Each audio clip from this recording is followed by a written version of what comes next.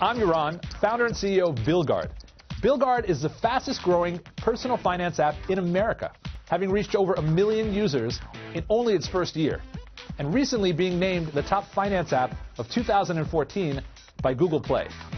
The reason for all the excitement? BillGuard saves people money. A lot of it. An average of $300 in their first year. It does so by helping them track all of their spending across all of the payment cards in their wallet in one simple, beautiful mobile app. That app is powered by our patent-pending crowdsourcing technology, which harnesses the collective knowledge of millions of consumers in order to find patterns of fraud, billing errors, unwanted charges, and ways you can save. Just like apps such as Waze use crowdsourcing to help you navigate traffic, BillGuard uses crowdsourcing to help you navigate your finances. And welcome to today's Power Pitch. I'm Mandy Drury. Well, you just saw the pitch for today, but let's meet the panel as well. In studio with us, board member of the New York Angels, Alicia Surrett. She invests and advises more than 25 startups. In San Francisco, David Wu, a general partner at Mavron. That's a VC firm with an impressive portfolio, including eBay, Groupon, and crowdfunding platform Circle Up.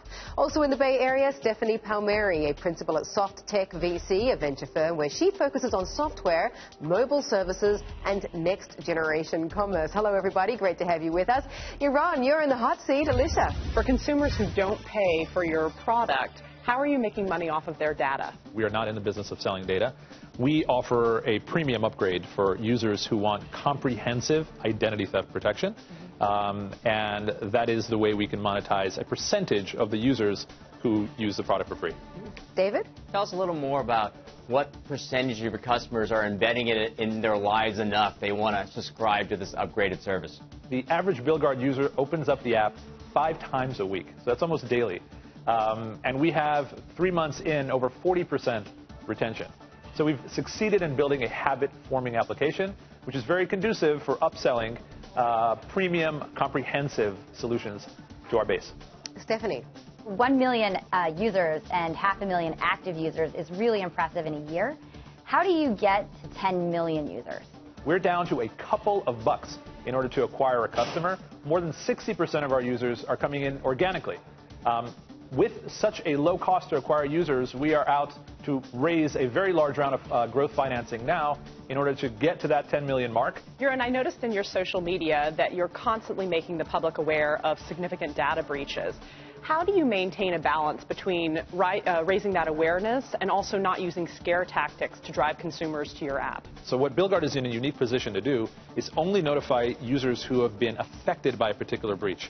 So take a look at the big Home Depot breach, which happened earlier last year. We were able to identify only the cardholders who had their cards compromised within the breach window, not all Home Depot customers. Right. We can also monitor their card activity for fraud.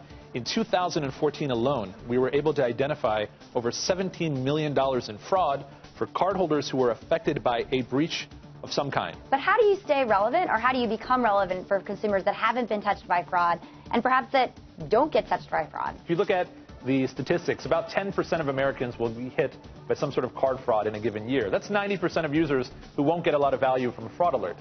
But what they will get value from are things such as gray charge notifications, where there are deceptive and misleading subscriptions or charges on your bills that you don't notice. They will also benefit from our money-saving notifications, what we call smart saving alerts.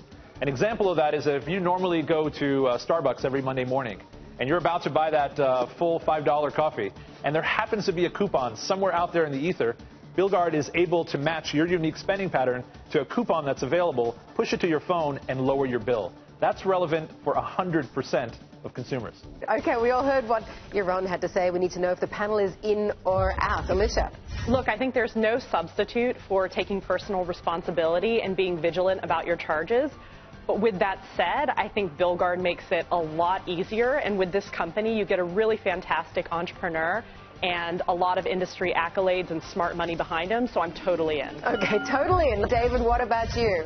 I love that they're focused on what they do best, which is protecting customers instead of trying to find ways to sell the customers new things when they're discovering fraudulent charges. At the same time, I'm still a little skeptical that they're going to be able to get end customers to reach for their wallet and do a charge every month for something preventative, so I'm going to end up going out. What about you, Stephanie? Well, I like the fact that you're harnessing the power of crowds to identify fraud, and I see a lot of potential for the more uplifting and positive use cases on that front with the data. And the fact that you've made something habit-forming is really impressive. If you're one of the apps I go to every day, I think you're a winner, and I'm in. Okay, we've got 2 in, we've got 1 out. What's your reaction? First of all, I appreciate the feedback. It's tough to get people to pay for anything these days, especially on a mobile phone. We actually already have a lot of traction on that front, and it is going to be a big and growing business for us. Well, hacking is a big and growing business too. Absolutely. Okay, thank you very much to Yaron of BillGuard and also to our panelists, Alicia, David and Stephanie. And that is today's Power Pitch.